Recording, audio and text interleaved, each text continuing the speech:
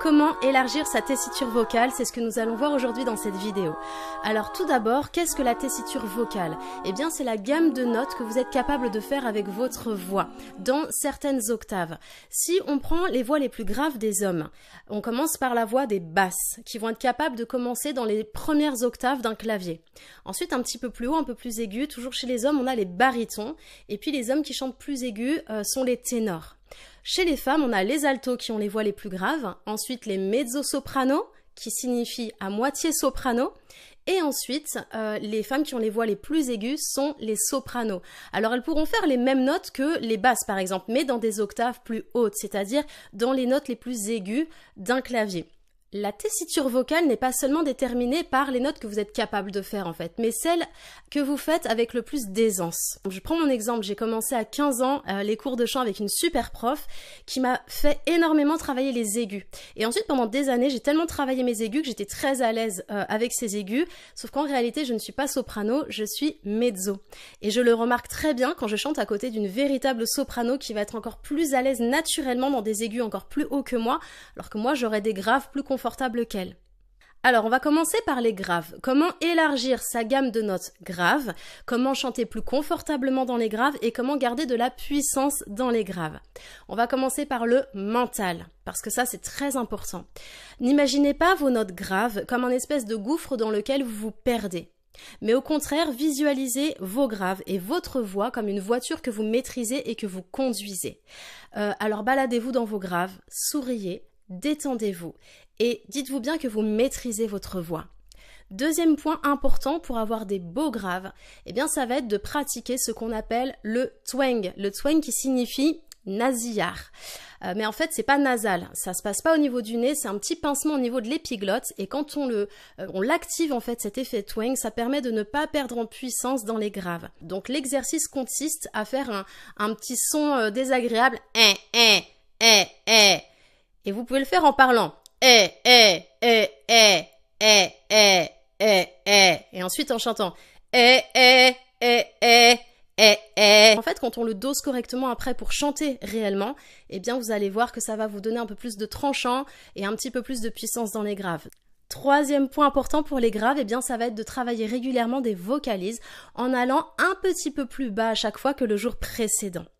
Quatrième point, la couleur de vos graves. Si vous voulez avoir une couleur plutôt chaude, plutôt sombre sur vos notes graves, votre larynx sera placé plutôt au niveau du bas. Si vous voulez avoir une couleur un petit peu plus claire, le larynx sera placé au milieu. Et une couleur encore plus claire mais un petit peu tranchante, le larynx est placé en haut. On s'attaque aux aigus maintenant. Toujours d'abord avec le mental. Cette fois-ci, ne visualisez pas vos aigus comme une montagne à gravir. Pourquoi? Parce que si vous les visualisez ainsi, vous allez crisper les muscles de votre gorge et on va le voir ensemble, c'est tout ce qu'il ne faut pas faire. Non, pareil. Vous conduisez votre voiture, vous la maîtrisez, vous avez eu votre permis, vous savez très bien qu'on vous fait confiance, vous vous faites confiance vous-même et vous savez très bien ce que vous avez à faire, vous y allez. Ce n'est pas la peine de forcer, ce n'est pas la peine de vous crisper. Baladez-vous dans vos aigus, allez-y doucement. Deuxième point important pour les aigus, eh bien ça va être où est-ce que vous allez prendre votre énergie musculaire. Est-ce que vous allez forcer sur votre gorge? Non, surtout pas. C'est la dernière chose à faire, surtout dans les aigus.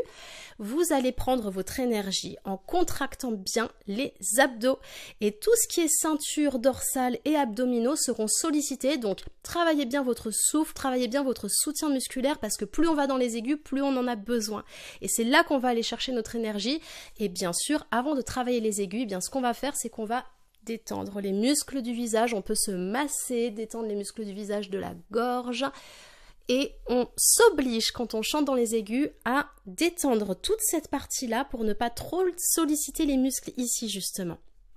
Troisième point important pour vos aigus, encore ce fameux twang qui va apporter une protection aux muscles de votre gorge que vous allez éviter de trop solliciter ou de mal solliciter. Ça va vous faire garder un certain tranchant, un certain confort et une certaine puissance vocale sans avoir à forcer. Donc, quand on travaille sa voix dans les aigus, on va faire le twang, on va faire cette petite attaque au niveau de l'épiglotte.